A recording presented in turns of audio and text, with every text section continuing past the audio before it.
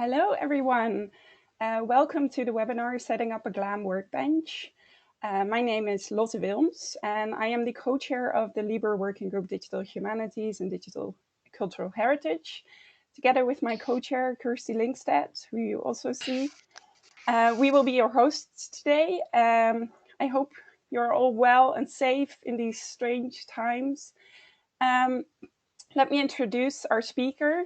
I suspect many of you will know Tim Sherritt through his work, all the work that he has done on the Trove newspapers.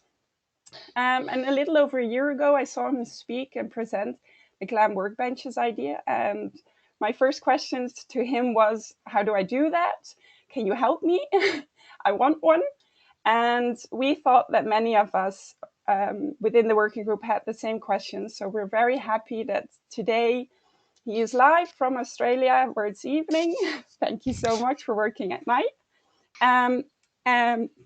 We're very happy to have Tim with us today, presenting how to set up a GLAM workbench. Oh, sorry, I had to do slides. So, Tim Sherritt, some notes before we start. The webinar is being recorded, and all participants will receive a link to the recording later today. Tim will be screen sharing his presentation. His slides are on slides.com. There will be, yes, a chat box for the link. If you have any questions, please put them in the chat box. We'll put the questions to the speaker at the end of the webinar.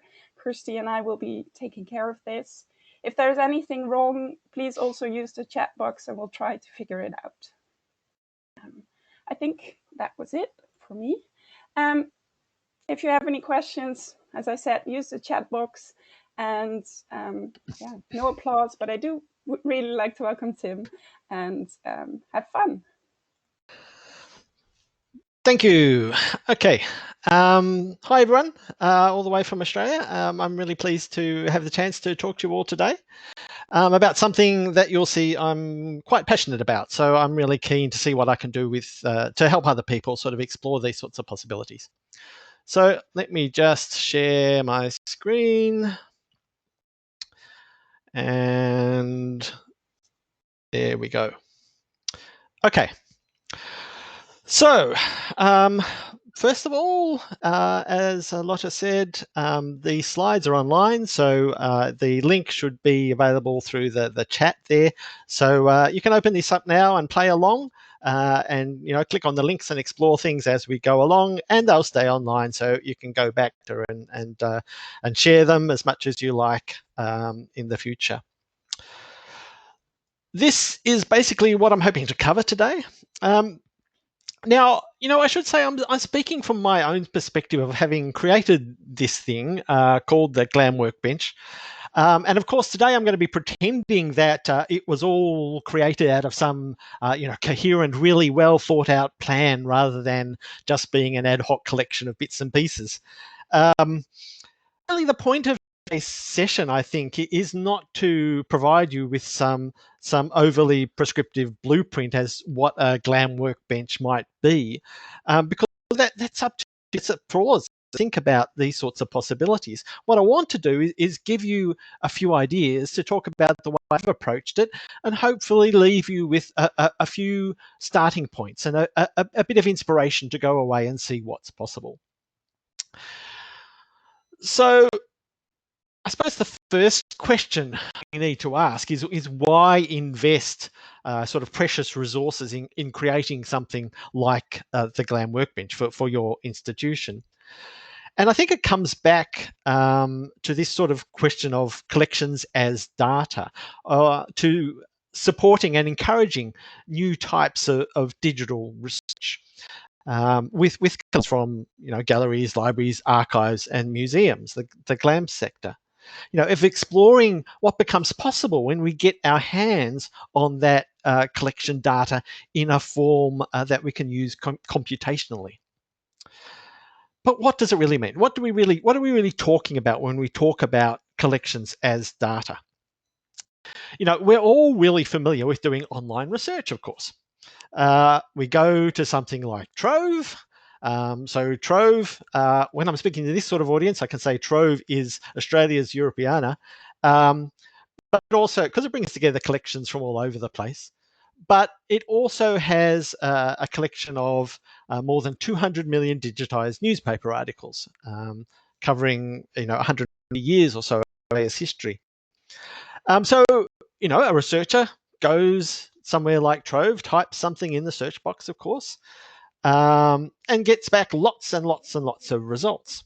And what we do then is we browse through those search results. We click on the ones that look interesting. And eventually through this process, we develop a list of sources that seem most relevant to our interests. Yeah, that's how we do online research. And that's great. My question, though, is, what about the other 3 million articles? I mean, digital collections nowadays really raise questions of scale and meaning that we're really still struggling to grapple with. And this, to me, is one of the reasons why, as researchers, we should be looking beyond the search box to work with collections as data. So what this means is we can develop new ways of seeing these collections, new ways of seeing libraries, archives, museums that aren't constrained by these carefully designed web interfaces. This is exactly the same search, a search for radio in Trove. But instead of just seeing the first 20 results, we're seeing everything. We're seeing all 3 million results at once. We're seeing the total number of matching results per year.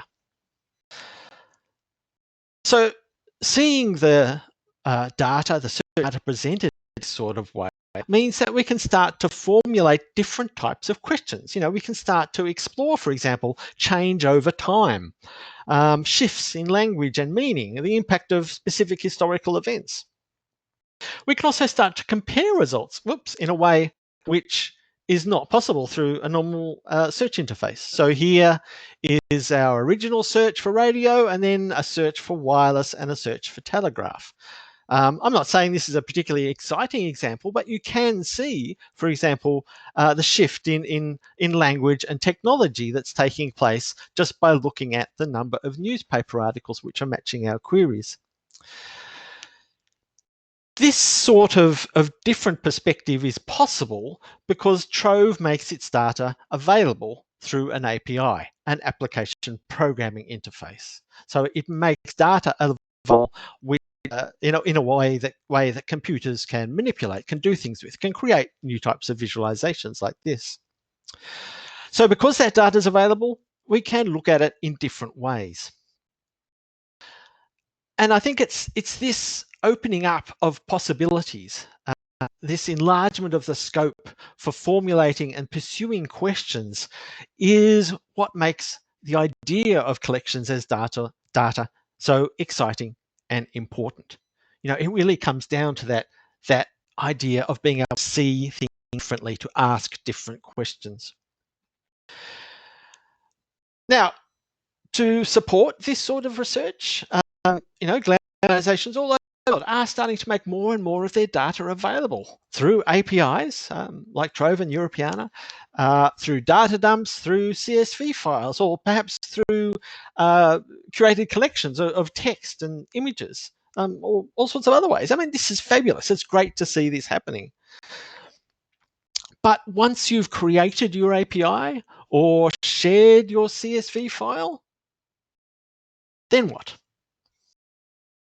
There's still a gap there, I think, between the data, which you've invested precious resources in documenting and sharing, and its use by researchers for these new sorts of purposes, in creating these new sorts of perspectives. We might think that this gap can be filled by better documentation by GLAM organizations, for example, or by more digital skills training for researchers. And certainly these are all useful, and they can help answer the how questions, the questions of how do I query this API, or how can I calculate the frequencies of words in this text. But what's still missing, I think, is the why. Why would a researcher be interested in your data? Why should they invest time and effort in developing their digital skills, in understanding the contents of your CSVs, in learning the idiosyncrasies of your API? I mean, what's in it for them? And this, I hope, is where GLAM workbenches can help. By providing not just the how, not just the documentation, but providing collections of examples, by providing reservoirs of possibility, not just descriptions of how to use the data, but glimpses of the possibilities that might emerge from the data. You know, those moments of excitement when you see your research questions from a totally different perspective. So it's not just the how that's important, also the why. It's the intertwingling of questions and methods. You know, methods generate new questions and vice versa. So GLAM workbenches can help with this by providing possibilities, by starting to answer those questions of why should I be interested in your data?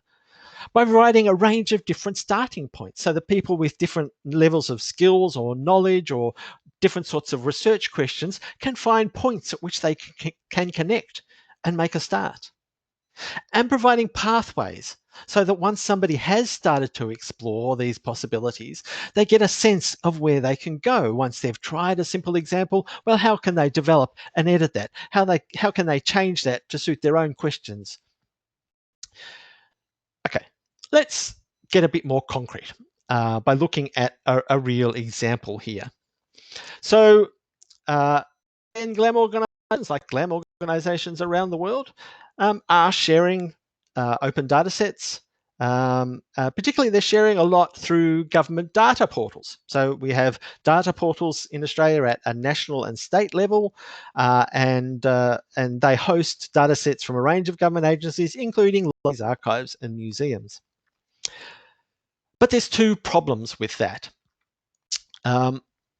One is that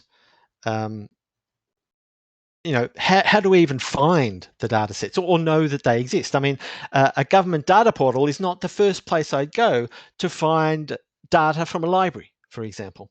There's also this sort of jumble, as I said, of state and national portals with different organizations having their data sets in different portals.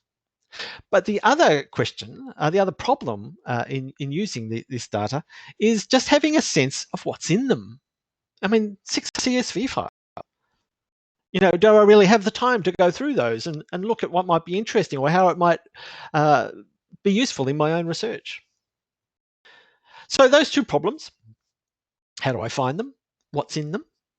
The first one we can address quite easily, really. I've created a harvester which goes through the various portals and pulls out all the data sets relating to from GLAM organizations, and I've created a big long list of them. Which you can browse, and there's also a CSV file and there's also a searchable version, so you can have a look at what's there. And amongst those are 628 CSV files, comma separated value files, so basically spreadsheets, structured data. A number of those CSV files relate to the sort of business activities of institutions, but there are also some really interesting ones of collection data or transcriptions or annotations of collection data. How do we get a sense of what in those 628 CSV files?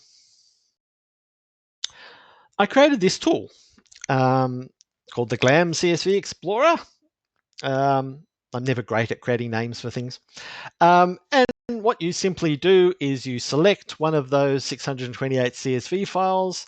The tool then looks at the columns in that file, tries to decide what sort of data is in that column. You know, is it a date? Is it a category? Is it a text cell? And then based on that, it generates some summaries or visualizations of each column in that data set. So it just gives you a quick perspective on the range of values, the sorts of things that are within that CSV file. So, I think that's quite a useful thing in its own right, just being able to get that overview of all of those 628 CSV files. But as we'll see, this interface, the CSV Explorer, is itself editable and reusable. It's not just a useful app. It's a starting point for the explorations of researchers who are wanting to use the data, but hopefully also to those of you who might be interested in developing something similar for your own collections. And we'll talk about that a bit more later. Okay, so these are the sorts of questions and issues and examples that I'm trying to grapple with in developing my GLAM workbench. Like I say, it was all carefully planned. Yeah, really. It just sort of really grew out of activities that I was already doing. I mean, it's mostly focused on Australia and New Zealand, but it does go bring in some examples from further afield. And at the moment, in fact, I'm working on developing a section of the workbench which will be introducing researchers to what they can do with web archives, for example. So that will be more generally applicable. And of course, it would be fabulous if, one of the outcomes of these sorts of discussions would be that we'd have a network of GLAM workbenches sharing approaches and ideas across institutions. So, as I said, the GLAM workbench, this GLAM workbench really developed out of stuff that I was already doing. I mean, for lots of years now, I've been building tools, I've been providing examples, I've been creating data sets, I've been sharing hacks to different interfaces. And now all of that sort of has ended up in some way or another in the GLAM workbench. And I actually like that sort of diversity because it recognizes the fact that people are going to make different points along their journeys. It's not the case that everybody is going to want to start with, the first tutorial and then work through that and goes to the second tutorial. Sometimes it just might be, trying to solve a problem or trying to grapple with a particular collection interface, and they just want some hints or examples that they can go in and grab. So that's why, if you look through this GLAM workbench, you'll see that, some examples are quite detailed and well documented. Others are just sort of little hacks that, you can grab and see the code for. I think there's room in these sorts of things for both the quick fix and the slow burn, from the sort of really hacky workaround to a detailed tutorial, that they all have value in this sort of context.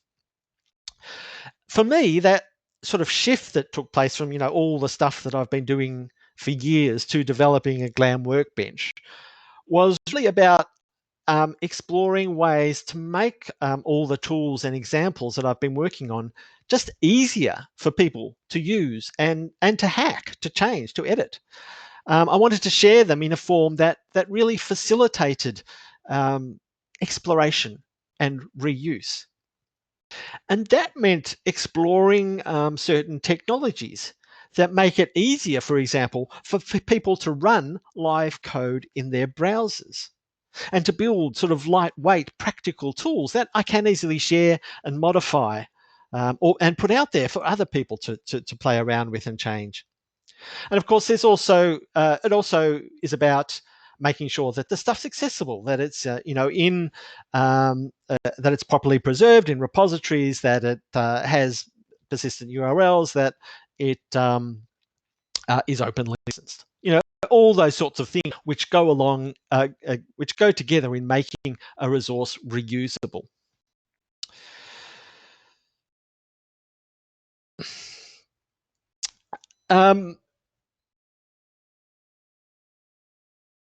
That was what I just said. Yes, so this range of stuff, the presentation of live code, making it editable and reusable, and making the license encourage people to reuse it.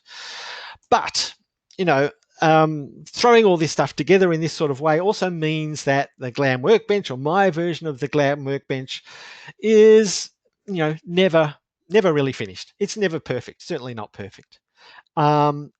It just has that sort of ad hoc quality to it.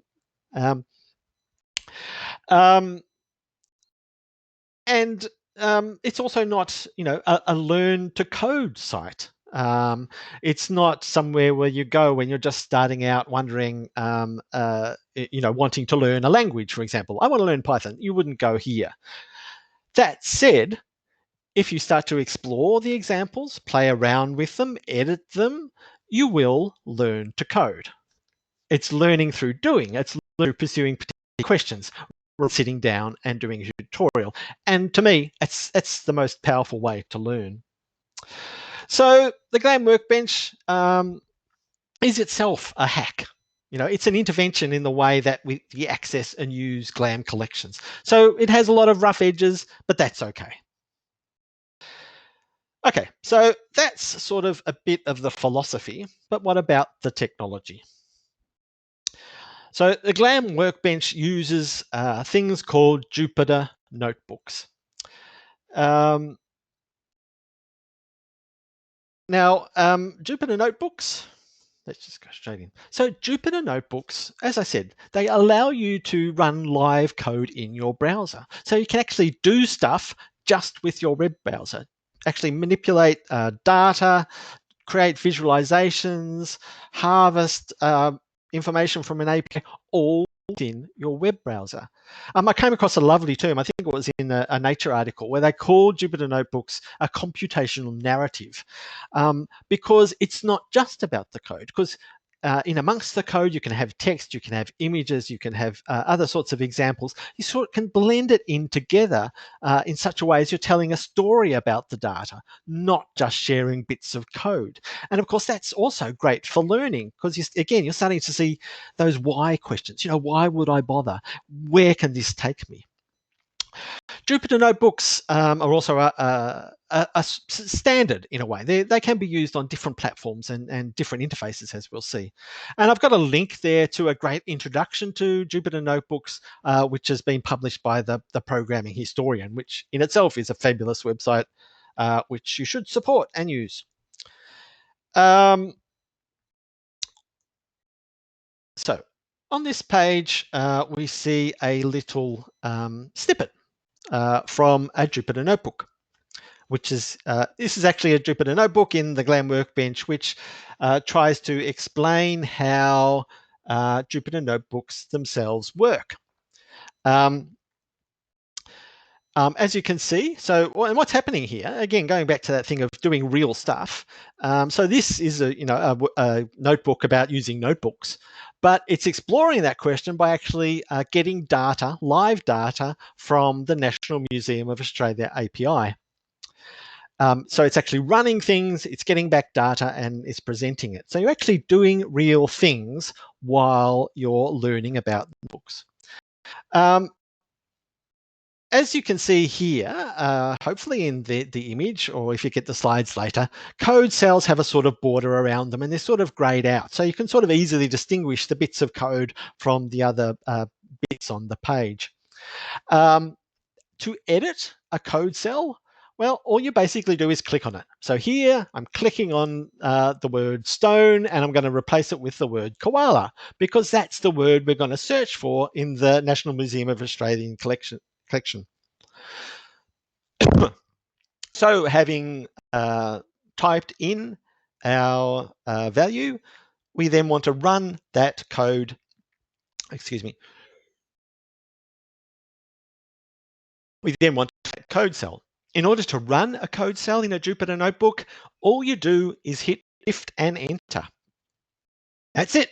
You hit Shift Enter, the code runs. In this case, a request is fired off to the National Museum API. It gets back a result, and it displays the result. So in just that little bit of code there, we've made our first API request. We've edited our first API request, and that's how you use Jupyter notebooks. So we can then start to build on that, right? So that simple idea of just firing off a request to an API and getting a result back. Well, if we, instead of having one keyword value, we have a list of keyword values, we can loop through those, fire off a number of different requests, and create our first data set. So that's what this little snippet does. It has a list of values this time. And so the example just edits that, adds koala to our list. Then it creates a loop code. This is not about sort of teaching you to code, but if you sort of start to work through the example, you can start to learn about things like loops, for example. So it loops through those keywords, it fires off the requests, and then it brings it all back and it puts them into a data set. In this case, it also introduces you to another really useful tool called pandas. And pandas is a really powerful tool for working with structured data. So it just introduces that tool and shows you how you can assemble your little data set. So a toy data set, but it's just about teaching you how things work. And then, of course, the step from there would be to take your little toy data set and visualize it. Again, this introduces another useful tool, a visualization library called Altair. Again, it's quite easy to use. I mean, that little snip code in there is all you need to generate the chart that you see. And it shows you how, but just by editing some of the properties, you can change the way that chart works. So it's a case of, Jupyter Notebooks allow you to learn as you go along, to see the possibilities, to in this sort of case, to run the code, to see what it does, to change it, to see what difference that makes. So again, you're learning by doing.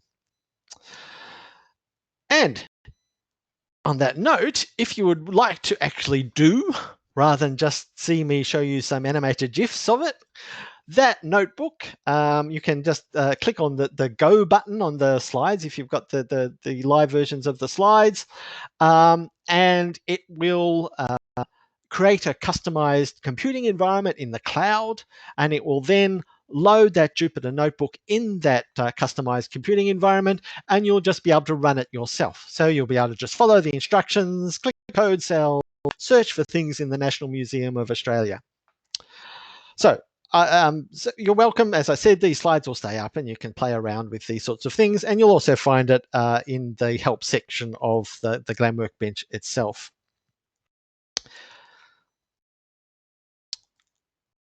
As I said, the GLAM Workbench is a bit of a grab bag of different types of examples. And Jupyter Notebooks themselves lend themselves really to that sort of diversity. There's all sorts of things that you can do with them. So, the sort of obvious thing is to sort of create a tutorial, I suppose. But you can develop tools in them as well. You can use them for assembling data, for harvesting data sets. You can just, share little bits of code as you come across them. As I said before, like little hacks, just sort of document them in a way that other people can benefit from. You can, create a story around your API rather than just tell people how it works. You can actually show them the sorts of things that you can find when you start exploring it. You can visualize data sets, of course. You can, hack interfaces, and you can move data around. You can move data between different APIs. So I've got a notebook in the GLAM Workbench, for example, which takes data from Trove newspapers and loads them into a Mecha to create a sort of little instant exhibition. So let's look at a few actual examples. So this is the notebook that I used to generate the charts that I started with when talking about collections as data. So that search for radio and wireless and telegraph in Trove's newspaper.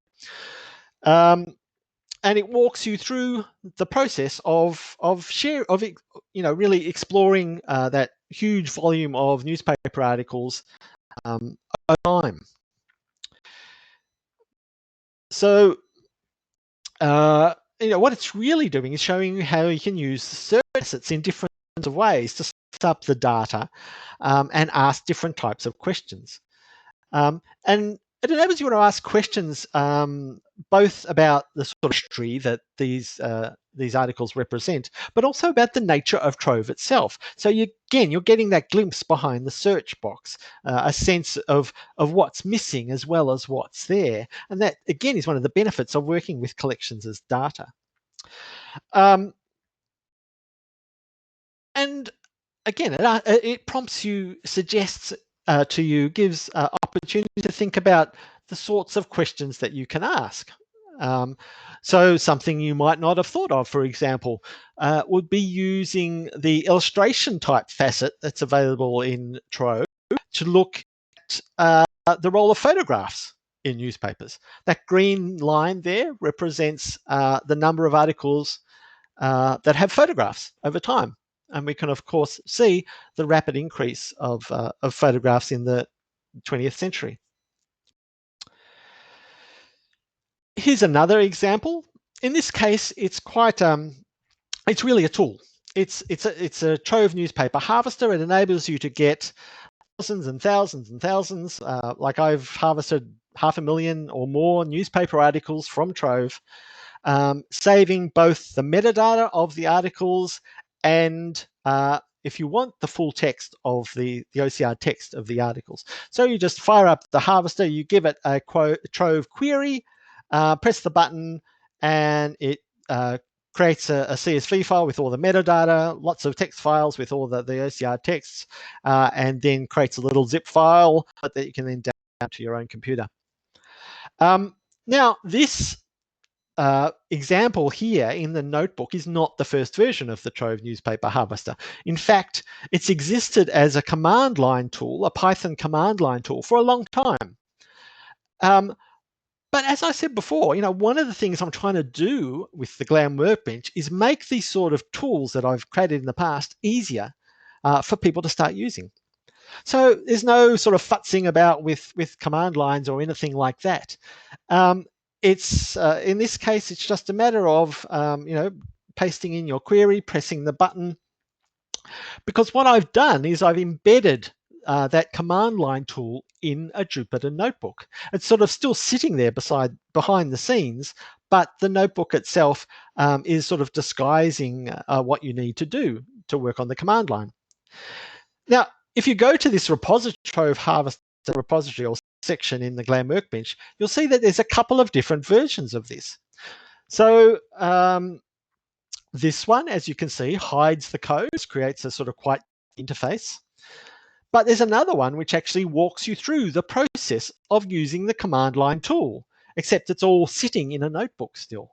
So you don't have to install any software. You don't have to do anything to your own system. You can just load up the notebook and go through the process of using the command line tool. So if you're more interested in the process, in how it works, you can use that notebook instead.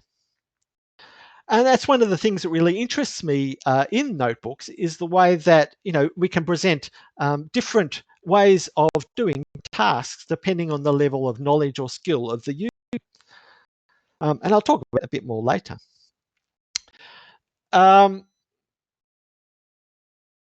We can also, as I said before, you can sort of create a bit of a story around an API rather than just tell people how to make requests. So in this case, the National Museum of Australia released their API. So I went in and started poking around, as I do, to see what sort of data there was and how it was organized and how things were described. So instead of just sort of doing that and having it lodged in my memory, I was documenting it as I went along in a Jupyter notebook. So each step that I made, each request that I made, I had that as a cell in a Jupyter notebook. And then later on, I went and added more notes and things like that. But basically, it documented my own exploration of the API. The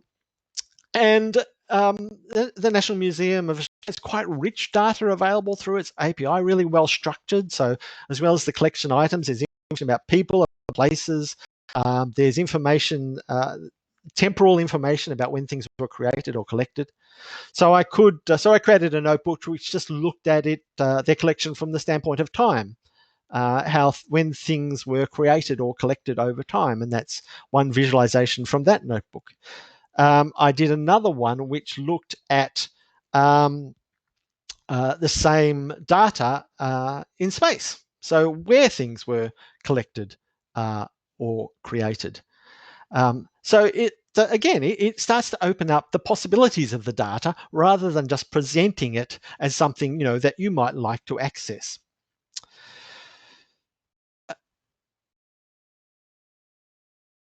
Yeah. remember too that these sorts of things are all starting points. They're not meant to be the complete story on a data set or an API. They're meant to present you with some ways of accessing the material, which hopefully will spark those questions. That researchers will take these sorts of examples and modify them to their own uses. Now, even when data is available online, it's not always accessible to work with as data. So one of my favourite collections is from the National Archives of Australia, and they have an online database called Record Search, but there's no way of getting data directly in Record Search. So I've created a screen scraper. Again, a long time ago, I created the original screen scraper. Now I've got a series of notebooks which enable you to actually generate data sets from the National Archives of Australia's online database. And it saves it out as an API. So this is an example of one of the notebooks, which walks you through, again, the process of doing it and how the data is organized and how we're accessing it. And once you've harvested that data, you can start to analyze it, present it in different types of ways. So in this case, I harvested all the metadata from 23 series in the National Archives, which related to the administration of the White Australia policy in the sort of early part of the 20th century. And then I could just bring all that data together. So in this, just you get a quick visual indication of how much of each of these series has been digitized, how much is actually is open to the public. As I said before, you can actually use notebooks to hack interfaces, to extend what's already available online to create sort of useful tools and functions. And one thing that really annoys me about Trove, digitized newspapers, is that there's no easy way to download a complete image of a newspaper article from the web interface. So I made one using a Jupyter notebook. You just give it the article that you want and it gives you a nice JPEG back. And like the Trove newspaper harvester, this notebook comes in a couple of different flavors. So there's the notebook version, which is this one that you're seeing, which shows all the code and shows you how it all works and everything. But there's also an app version. Again, like the Trove newspaper harvester, you just paste in your query, press the button, and you get the image. It's all about those starting points and those pathways, right? Somebody might just want to get an image from a newspaper article, and that's great. They can come in and they can do it. But at some point, in their journey, as they start to think about these things or get deeper into it, they might want to know how it works. It may not completely meet their needs and they want to change something. And at that point, they can open up the original notebook and they can start to play around with it and see what's possible. Okay, so we've seen that notebooks can be used in a variety of different ways. And we've already seen a couple of different interfaces to notebooks, right? We've seen the sort of conventional sort of notebook with all the code, and we've seen a sort of appified version of the which hides that code. We should also probably distinguish between static versions of notebooks and live versions. Static versions, of course, just render the content of the notebook. So you can just see the code. You can see the status of the notebook at a particular point of time, but you can't actually run the code, okay? So it can be useful for just sharing, but not used for actually doing anything. Live interfaces, of course, allow you to edit and run the code. So an example of a static view is actually in GitHub itself. So GitHub, the repository, the version management software. If you save your notebooks in GitHub, and I will be encouraging you to do this, GitHub itself provides a basic view of those notebooks, a renderer. I mean, underneath this nice human readable version of the book is actually just a lot of JSON data. I mean, that's how they're stored. But GitHub takes that JSON data and it renders it as something that that human beings can actually read. But it's static. You can't run the code. Similarly, NB Viewer, Notebook Viewer, from the Jupyter project itself, renders the notebook in a nice human readable form. NB Viewer does a slightly better job than GitHub of rendering all the elements. It does maintain a certain level of interactivity if there are sort of JavaScript widgets embedded in a notebook, but like the GitHub version, you can't actually run the live code. But it's a really good way of just sharing the content of a notebook. To complicate things a bit further, and just going through the sort of definitions here so you get a sense of how these things fit together. Jupyter can refer to either the sort of notebook standard, which, as I just said, is in itself just a JSON object. But Jupyter is also used to refer to an interface that you use to create, edit, and run notebooks. This can get confusing because basically you can run Jupyter notebooks on interfaces other than Jupyter. And you'll see a couple of examples of those. And then just to complicate things a little bit further, the Jupyter interface itself comes in two different flavors. So you get the classic Jupyter Notebook and the new gee-whiz fabulous Jupyter Lab. So this is what a classic Jupyter Notebook looks like. One notebook per window. Pretty straightforward. Jupyter Lab allows you to have multiple tabs in a window. So you can have notebooks running side by side. You can drag and drop cells between notebooks. You can have one notebook running the code and another notebook showing the visualization that it produces. So there are all sorts of interesting things that you can do in Jupyter Lab. And Jupyter Lab really is the future of the development of the Jupyter interface. So what I'm trying to do now with the GLAM Workbench is sort of move things over to use Jupyter Lab by default. Quite a lot of my examples use the sort of classic Jupyter now, but hoping to change that. Okay. And you can also use a variety of different extensions to modify the Jupyter interface. So you would have seen in a number of the examples already, they had like little drop-down elements, like form elements. IPy widgets gives you those sort of interactive widgets that you can add into a notebook. The Trove newspaper harvester uses app mode. So that's that view where you don't see any of the code. You just see the sort of form elements. Rise is another extension which actually turns your notebook into a slideshow. So that can be, again, really useful in a sort of teaching context, but you still have the live code there. So giving a presentation can actually run a bit of code right in the middle of it.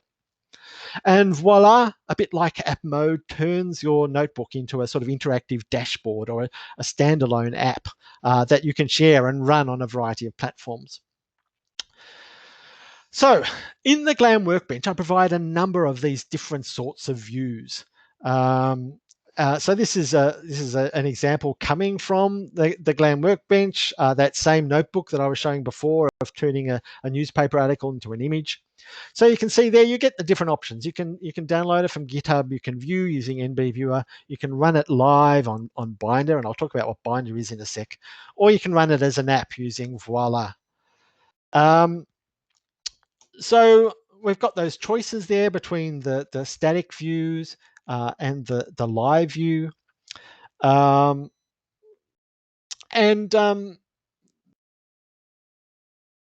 know, really, this again is an effort to try and identify and create different pathways for users at different points in their journey. So, you know, a novice user, you know, might just want to use the app.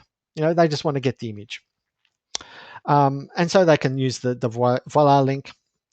Somebody who wants to investigate how the tool works, how the thing actually works, can then run the code on Binder, or they can look at the code in NB Viewer just to get a sense of what's actually going on behind the scenes. If they go further, if they want to modify the notebook to actually generate their own version of the notebook, then then they can download the thing from GitHub, and they can presumably they will have their own development set up where they can start to modify the notebook and use it how they want to. So there's those sorts of options there.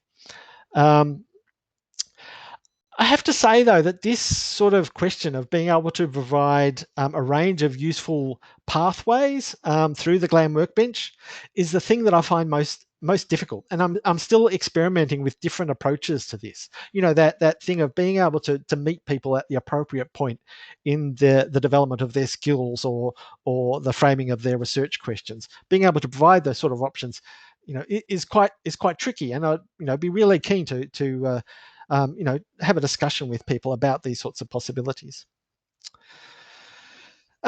This just is a couple of other interfaces that you can use notebooks in or create notebooks in, and I won't talk about them in any detail.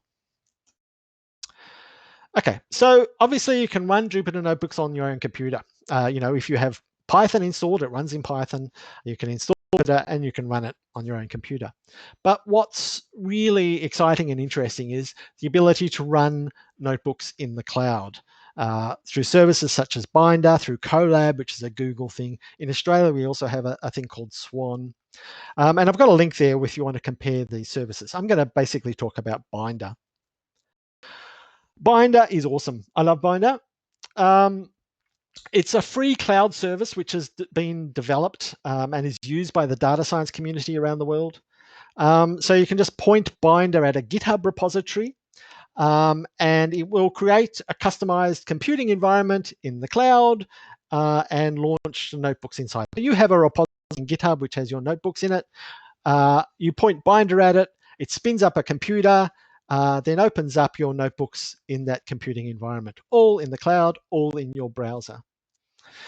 And you can specify the software that you want installed.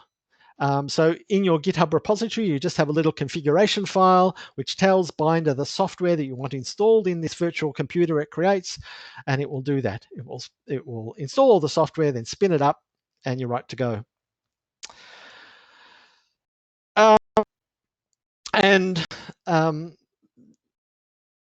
Of course, throughout the GLAM Workbench, you'll find links to run notebooks live on Binder. And I do this because, Binder really is a critical ingredient to the GLAM Workbench. It makes a lot of things possible, and particularly in this context of the GLAM Workbench, it encourages exploration by making it easier for users, just to try things. One click in the Workbench, and they have a live but quite safe and structured environment when they can start to experiment. There's no software to install, no command navigate, just click and then do things, real things. Going back to the Workbench's aims to expose possibilities, to make the why visible, it's about being able to do real work in a learning environment that I think is really important and powerful. But Binder does have limitations. There are limits on the resources like the memory and things like that. Notebooks will close when you haven't been doing anything in them for a period of 10 minutes or so. The changes that you make are not saved, which is the most annoying thing, I suppose. And there's also that question of where do I go next? I can start these notebooks, I can play around, I can get a sense of what they do, I can learn more about collections and their possibilities, but then where do I go? Where do I go after Binder? How do I create my own environment to start to do this sort of work? So is where we get to a quick recipe for creating your own workbench. Now, I thought for the purpose of today, I wouldn't go into a lot of technical detail, but of course I'm happy to talk to anybody who wants to start doing this sort of stuff. So the basic recipe is, first of all, you need your environment to develop notebooks. Okay, so you need to actually have things set up which enable you to create and edit Jupyter notebooks. Once you've created your notebooks, you need a public GitHub repository to put them in, to share them through. In that GitHub repository, you need a configuration file, which is going to tell Binder, as I said, the software that your notebooks need. And then you can include a link which opens up your notebooks live in Binder. So this the basic framework for GLAM Workbench. So developing notebooks, like I said, you need to have Python installed. Lots of people use Anaconda these days as a sort of fairly painless way to get Python up and going in a variety of devices. And once you've got that, you can run Jupyter and you can create notebooks. And although my examples are all using Python as their programming language, Jupyter Notebooks can actually use a variety of different programming languages. So if you're using R to do statistical work, for example, you can create a notebook that runs R. Of course, if you're starting to develop, what we all do is copy what other people have done and then change it. And so, this is an open invitation to use, reuse anything that's in the GLAM Workbench as a starting point for developing notebooks. Like I say, once you've created your notebooks, you want to put them in a public repository on GitHub. Create a README file which describes what you're doing with your notebooks. Open license, of course, to encourage reuse, and add a configuration file. I'm not going to go into the technical details there. Binder does a good job. If you click on that link of describing the different types of configuration files that you can use, depending on the programming language and the way you're presenting your data. But it's generally pretty simple. It's basically a little command line thing will generate the file, and you can just add that to your GitHub repository. Then you want to create a link which is going to open your notebooks in Binder. So you go, first of all, you copy the URL of your GitHub repository, you paste it into the Binder interface. So this is the form on the front page of Binder. Once you paste it in there, Binder creates the URL, which will open that GitHub repository in the computing environment. And it also handily creates a nice little button that you can put back in your GitHub repository or anywhere else. So you, so once you've pasted it in, you grab the URL, open it in Binder, you can grab the button there, and then you can go back to your GitHub README file, paste in the little button code, and you end up with something like this. So this is a simple README for one of my repositories, and it's got the button there. If you click on that button, as I said, it creates a customized computing environment for you, opens up the notebooks in that environment so you can actually start doing real stuff. So that's a very basic sort of GLAM workbench. Just creating the notebooks, sharing them through GitHub, creating the links through Binder so that people can start to run them online. Of course, you can expand all sorts of ways. So I've got within my GLAM workbench about 30 different GitHub repositories. I decided the best way to organize the different sections was to create a repository for each. You don't have to do that, of course, but that's one way of managing it. You might, as I've done, also create a documentation site. So the GLAM workbench site that you see is a sort of front end to all those repositories. And it brings together all the links to the different sections. And of course, you've got to share this stuff, get it out so that people can start using it and playing with it and doing stuff. Okay, so I'm just going to finish by giving you a little bit of homework. First of all, please explore the GLAM workbench. Try out the different links, see what they do, see the differences between the links. Try exploring some of the data. I've also, in the GLAM workbench, you'll find some examples of prepackaged data sets from Trove and elsewhere, which you can start to explore. The GLAM CSV Explorer that we looked at the very start of this, if you open up that, you'll see there's an option for you to upload your own CSV. So here's a chance for starting looking at how a Jupyter notebook can be used with your own collection data. If you've got a CSV, just upload it to the GLAM CSV Explorer and see what happens. Of course, you can't save that, right? But if you want to take the next step, if you want to start developing your own Jupyter notebooks through your own GLAM workbench, through your collections, a nice way to start, if you've got things sitting around in CSV files, for example, a nice way to start might be by developing your own version of the GLAM CSV, Explorer. So you go to the GitHub repository. You can fork the GitHub repository, which is making a copy of it. You can then open that in your own development environment.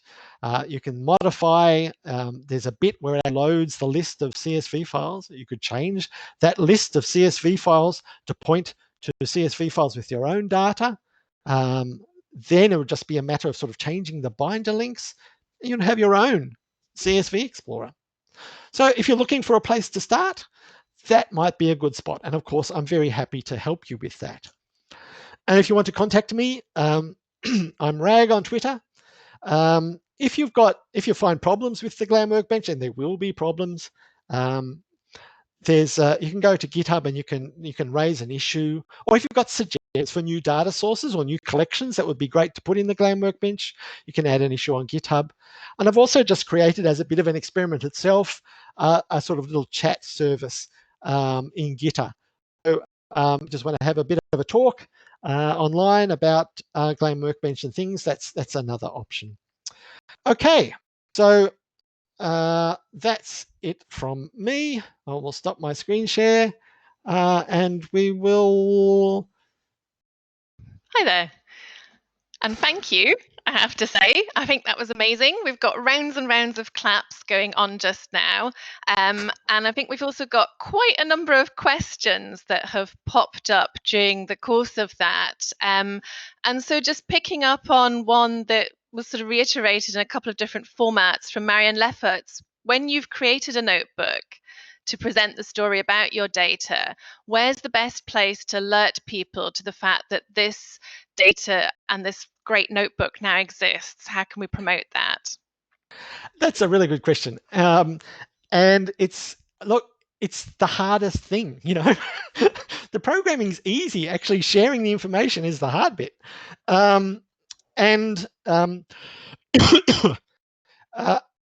Sorry.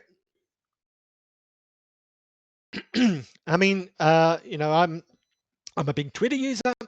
So I will, when I create a notebook which relates to a collection of a particular institution, of course, I'll make sure I tag that institution so that hopefully they will pick it up and share it with their own users. Unfortunately, they often don't, but I keep trying. I think, you know, perhaps that's an area where we need to explore sort of networks for sharing this sort of stuff. You know, there are obviously networks of people working with digital humanities or working with GLAM collections, doing this sort of computing work. We've got the whole sort of GLAM Labs network now too. So maybe we need to think about sort of more automatic ways where we can actually push that information out, because I would love to see what other people are doing, because that's how we learn. So a call to all of us, if we do create notebooks, share, tweet, and kind of pass around to as many people as possible. I think one of the other ones that's been kind of cropping up is around about how can you provide restricted views to content within the notebooks. I think in particular Mahendra Mahe at the British Library has been asking around about that sort of allowing access to restricted data, and how can you sort of share that within the notebook environment?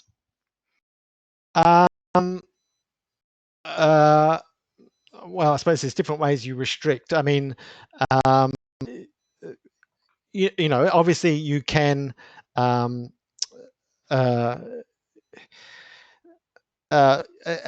you know, create a notebook which is for internal use, for example, for a particular institution to use themselves, and you can share that notebook. You could still use Binder, but depending on how sensitive or restricted it is, you might not want to do that, because Binder is not secure as such. You know, you wouldn't want to obviously be using, you know, sensitive personal data or anything like that in a Binder instance. You know, one approach, of course, is to create derivative data sets from restricted data, which you can then share and use through these notebooks. So the work that I'm going to be doing with the web archives, for example, because, you know, there are lots of restrictions around using the sort of, you know, WARC files that are generated by web archives through copyright reasons. I'm going to be using the sort of derivative data, so the things like the indexes that are created when websites are harvested, and seeing what we can do with those to start asking historical questions based on just that sort of data. So yeah, I mean, you can create, I suppose, I'm talking in terms of the GLAM Workbench sense about being open, about making things public, but the technologies themselves, Jupyter and that, can be used in closed environments as well. Great. We're going to just keep on we've got so many questions, we're going to keep on going, but if you do need to leave the conversation, then this will be recorded so you can catch up, and we'll also be posting links later on. So we had a question around about Python libraries. What Python libraries do you need to import into the notebook? So I think this one was from Martina Werner, and she was sort of thinking she needs pandas for exploring the data, but Altair for matplotlib for visualization, and so on. So what else does she need to consider? Yeah, so the notebooks themselves most notebooks will start off with a cell which imports the libraries that you need. So if I'm working with analyzing a CSV file or data set or something, then yes, one of the first things a notebook will do will be, for example, to import this. But there's great flexibility there depending on what your notebook is trying to do, and the sort of data it's working with, to bring in different Python libraries and packages. So my favorites are pandas for the data manipulation, Altair for visualization, but you're not limited to those. So both, as I said at that point, notebooks can be a way to introduce these sorts of tools, and you're seeing more and more nowadays that these sort of packages and tools themselves will often have notebooks which provide examples about their use. So it's an interesting sort of ecosystem we're getting developed here. But yeah, basically, if you look at the notebooks in the GLAM Workbench, you'll see a cell near the top of the notebook which imports the packages that are used within that notebook, and that varies across the workbench. So another question we have is from Anna-Maika Romain, who would like to know when researchers are creating their GLAM workbenches, should they be including their source material as well, and kind of work with or join forces with the GLAM sector to come to examples more easily? So how do you get researchers to find this? And again, I suppose that's what you were touching on earlier. It's that promotion and us knowing what's what. Oh, and we seem to have lost Tim. Hang on. Still here? No, Oh, I'm good. still here. We just lost your video for a minute. Yes. So again, it's that, how do we find where stuff and content, and how do we get to those sort of great source material that we can use? Yeah. So, the GLAM Workbench is obviously one way of using Jupyter, and the point of it is really to highlight data that's available. And hopefully, it will encourage GLAM organizations to make more data available, because, it's a sort of virtuous circle. By making things like Jupyter Notebooks, GLAM Workbench available, hopefully more people will start to use the data.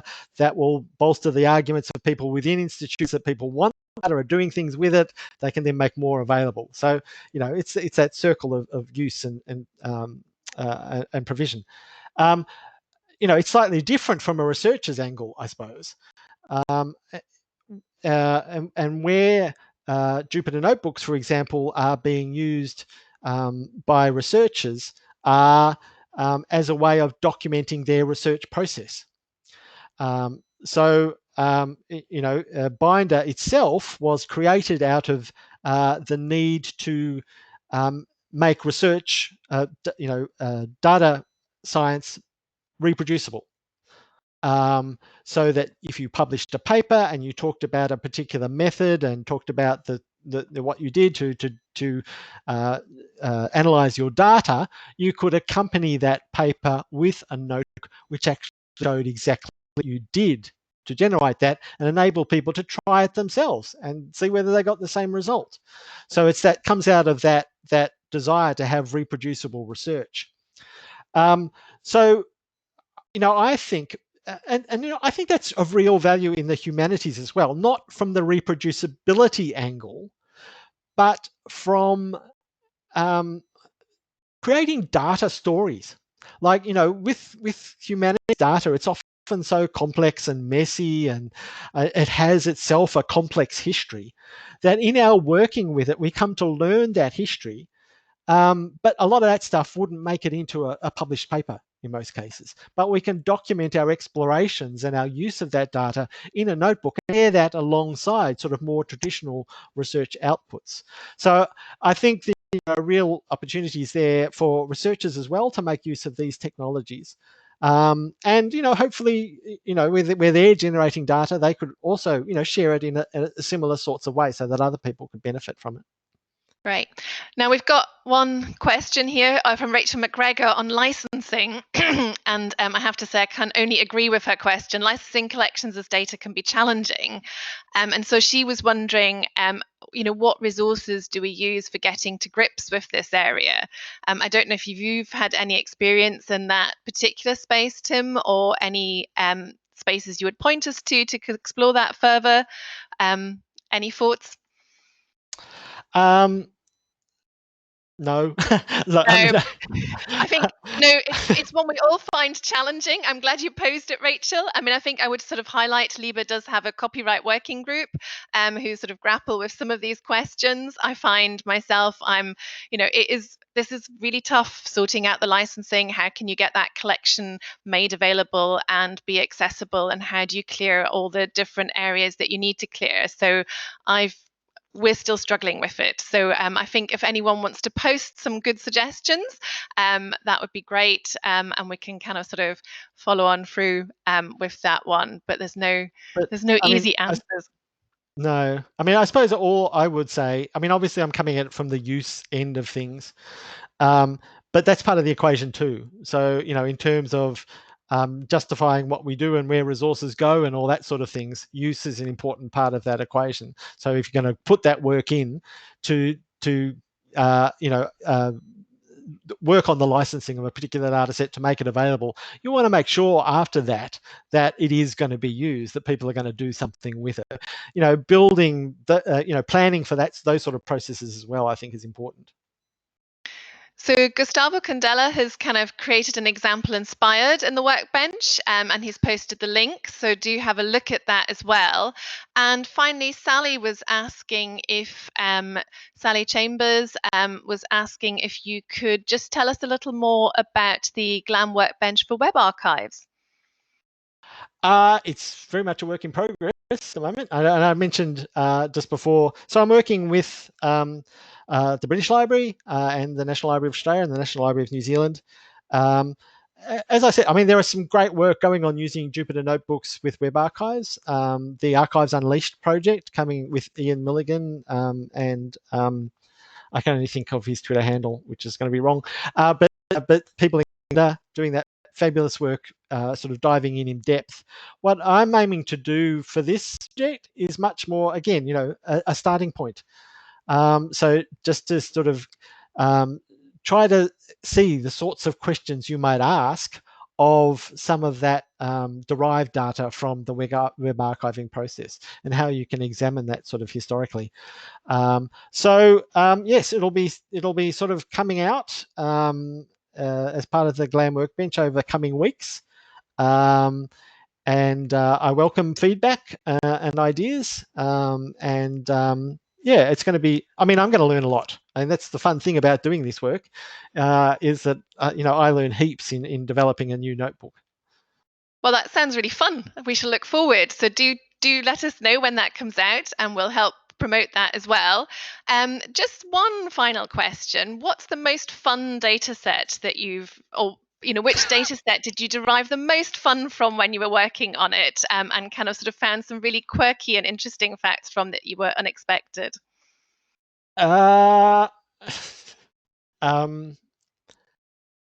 That's a tough one. I mean, the one that always springs to mind, which is not actually currently represented in the GLAM Workbench because I need to sort of a new version of it, was when I started harvesting redactions from surveillance files in the National Archives of Australia.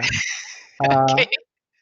And I discovered that one of the people doing the redactions had got a little bored and started turning redactions into little animals. If you Google redaction art, you'll probably find it. I love that. Well, I think that is a suitably quirky note to finish on. I have to say that's been absolutely brilliant and has just inspired me all the more to kind of make sure that we do more with Jupyter notebooks and start doing more work in this particular space. That's been absolutely inspirational. Really enjoyed it. So thank you so much for your time, and we really appreciate it. Do stay in touch and let us know what comes out next. Thank you. And yep, hope to hear from lots of you, and hopefully we can create lots of cool stuff together. Thanks. So take that on board. Do get in touch, everyone. Thank you.